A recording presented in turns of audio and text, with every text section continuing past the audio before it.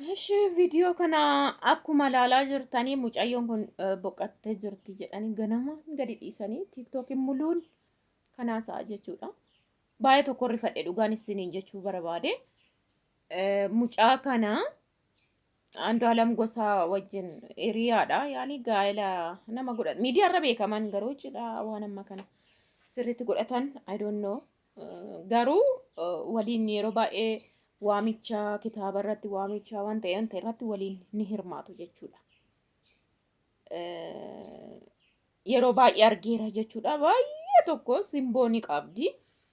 Egaa namoota tokko bar yeroo ayyaanni waaqayyoo yookiin immoo simboon isinirra jiraatu namoonni tokko otoo isinirra jiru isin jibbisiisaa yookiin immoo isin jaalachiisaa jechuudha.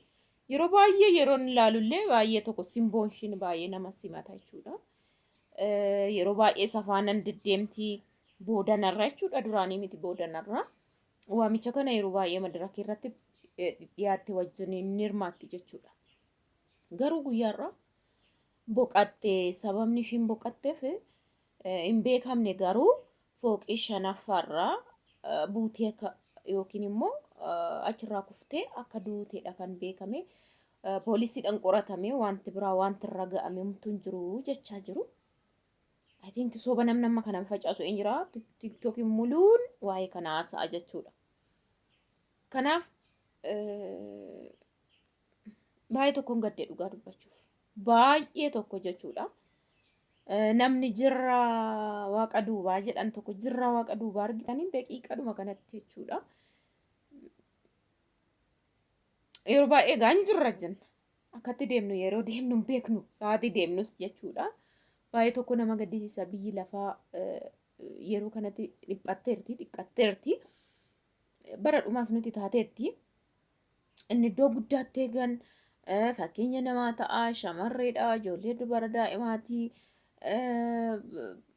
bakka jedhamuuf kufa waan ta'eef yeroo baay'ee kun akkanatti nama butti jechuudha duuti.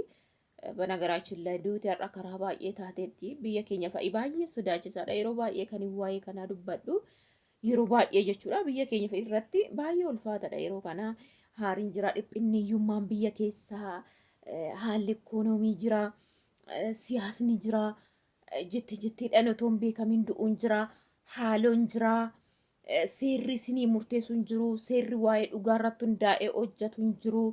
Yoo hati haaloo namarratti kuftee nama jeeftee dhokattaati inni du'ee badeera jechuudha.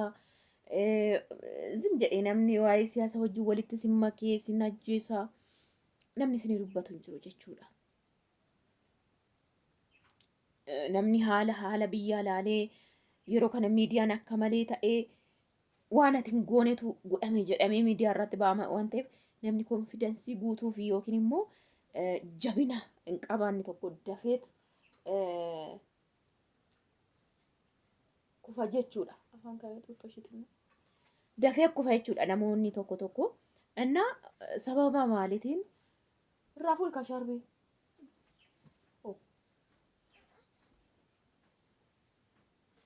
Sababa maalitiin akkamitti akka ta'e hin beekamu garuu fooqii shanaffaarraa buutee kuftee du'uu isheetu beekame. Maaltu akka ajjeese akkamitti akka duute baay'ee wanti beekamee hin jiru poolisiidhaan to'atameera haga ammaatti jedhame. So kana booda informationii dhufuun beekamu garuu duutee jirti. Baay'ee tokko nama gaddisiisa biyyi lafa gaisuma kana hin jirra jenna. Banagaraachin laay duratti bakka gaafa waaqayyoon nama fudhatu jenna. Duratti anuu yeroo xinnoo ta'e akka waggaa 80-90 jiraata namni akkas jedhee namilee akkasiitiin hin jiraadha biyya lafaarra. Hamma garuu lafatti gadi buusin kufa. Amma garuu waggaa 20-30 sana booda akka marki isaanirra jiraate jennee waaqa kadhanna jechuudha.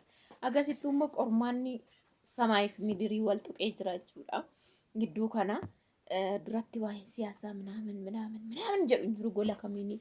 Har'a asiin ilma butaa asiin abbaa butaa asiin obboleettii butaa siyaasni asii waan ta'e dhiphinni baay'atee minaamin achis isinirraa siin jedhee kaameraan harkaa butaa. Kun ani dubbachuu ennaan ka'e daqiiqaa 4 finne kan inni ka'e irri barraa jechuudha. Nayyaala'een jammaree har'a. Inna akkasii maalumaafuu dhugaan isin jedha mucayyoon kun gaa'ilatti illee galteera siraata waan jiraachuutti jiraatti nan fakkaatu ganaadha jechuun relationship guddaa qabaatanii malee normaal mana tokkotti galanii gaa'ila maatii faana walitti dhufeenya maatii karaa sabbaa minaan jedhan hamma kana hin jiru jechuudha. Beekamtii reefu miidiyaa irratti ba'anii sirriitti mul'isanii waliin mul'atanii malee waan ta'eef jechuudha. Ilmoon qabdu bakka baay'ee ulfaata namni ilmoon qabne immoo yaa'u yeroon booda akka dagatamu yeroo baay'ee isinittan dubbadha. Biyyi lafaa immoo calaqqiftuu ishuma haftuu kana caalaa namni kan biyya lafaarra dhufee fi rakkatu tokko isuma waan ta'eef isa toon qaqqabin butamuu jechuun baay'ee ulfaatadha nama gaddisiisa. Biyya lafaa kanarratti jechuudha nama gaddisiisa too shumaayyuu hin argin butamuu jechuun biyya lafaa kana nama akkam carraa qabeessatu har'a isarra qaqqaba jechuudha.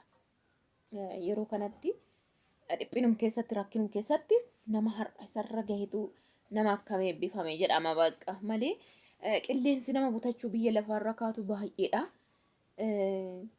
Caalatti jireenya ofii keessatti boohatuma waaqayyoon kadhachaatuma maaliif wanti nama butu baay'eedha jedheera waan ta'eef atinki mucaan kun hawwii akkuma dhala kamuu akkuma shamarree kamuu hawwii baay'ee qabdi yoon egaa karaa seenee butate laphee dhiphisee yookiin sammuu dhiphisee yookiin karaa namaa diinatti ta'ee yookiin bakka karaa ta'een duutetti isa inni akka nun seenneef qilleensichi kun akka nun seenneef caallee egaa waaqayyoodhum kadhachuun alamtuumni biraa hin jiru.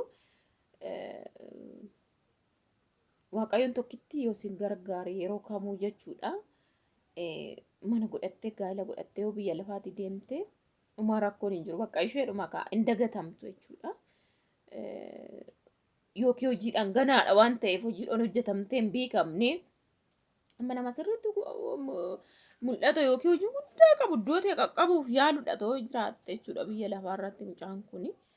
Wantoota baay'eetu ishee hafa wantoota baay'ee hojjechuu qabdi wantoota baay'ee ittiin jiraachuu qabdi garuu waaqayyoon yoo jenne waaqayyoon nama fidee biyya lafaa nama hin butu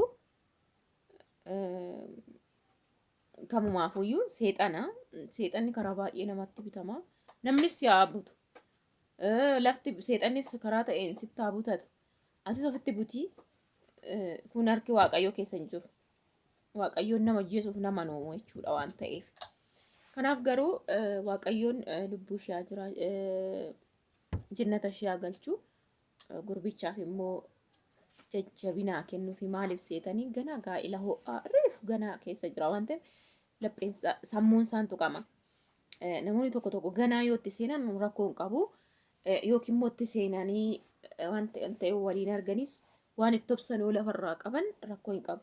Inni akkatti ho'aa bakka guutummaa walirra laphee kaa'anii wal dhaban baay'ee ulfaata waan ta'eef baay'eetti dhaga'ama isattis waan baay'ee hawwakamoo ganaa ilmoo wajjin godhanna ganaa jiraanna waan ta'e waan hawwaa jiruuf hin argine isaan waan ta'eef lapheen isaa hin butama jechuudha sammuun isaati isaafis akka nama tokkotti waaqayyoon dhugaa jabinaa kennuuf ishiidha jannataa galchuu ishiinis wanta baay'ee keessaa mutuqamteerti garuu nama gaddisiifti biyyi lafaa kuni egaa baay'ee tokko jechuudha dhugaan isiniin jedha baay'ee tokko nama gaddisiisa baay'ee jechuudha biyyi lafaa kun baay'ee naannaa dhugaa gaafii guddaa natti ta'a dhiifama naa godhaati andaandii guutee too jiru maaliif nama jechisiisa yoonet zim jettanii teessanii walaaltan maashii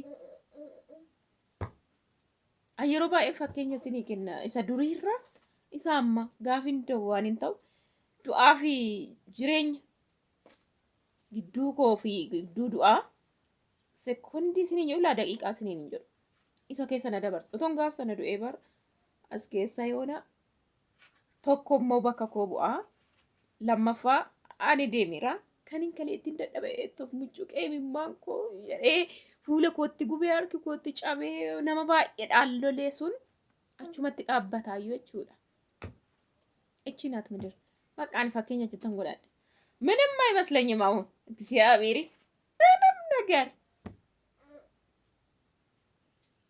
dhugaan isiniin jedhe ምንም በቃ ማለት ተፈካት ዲፋምና godhaamannaan ሚዲያ ራሳው የሆነ waan baal ነናዋ ግን nama fooniti ግን ቢቀር ምንም አይመስለኝም አነ አሁን ማሊፍ አርጌራ ይሮሰን otoo yeroo sana deemee sekondii namni naa qabee koddeen lubbuu jedhee naa qabu hin jiru.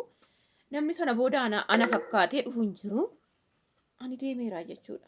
Kan itti dadhabe deemeera jechuudha. Namoota baay'eetti mufadheera sababa koo birrii koo jedhee waan ta'eef silaa.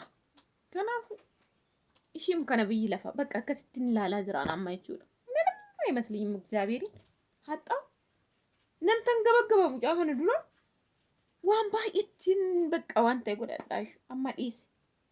Amma namni na jaalate na jibbe na kaase na buuse na fide na arraar'ise argadhe dhabe jiraadhe dhiise uummanatti fakkaata Kiristoosin.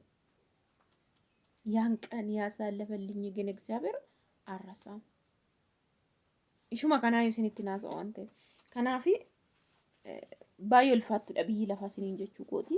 Sekondiitu isinitti gaafii ta'a amma sa'aatii kana sekondii sa'aatii miti daqiiqaa miti sekondii jechuudha. Innaa kanuma baay'ee tokkoon gadee garuu dhugaa dubbachuuf.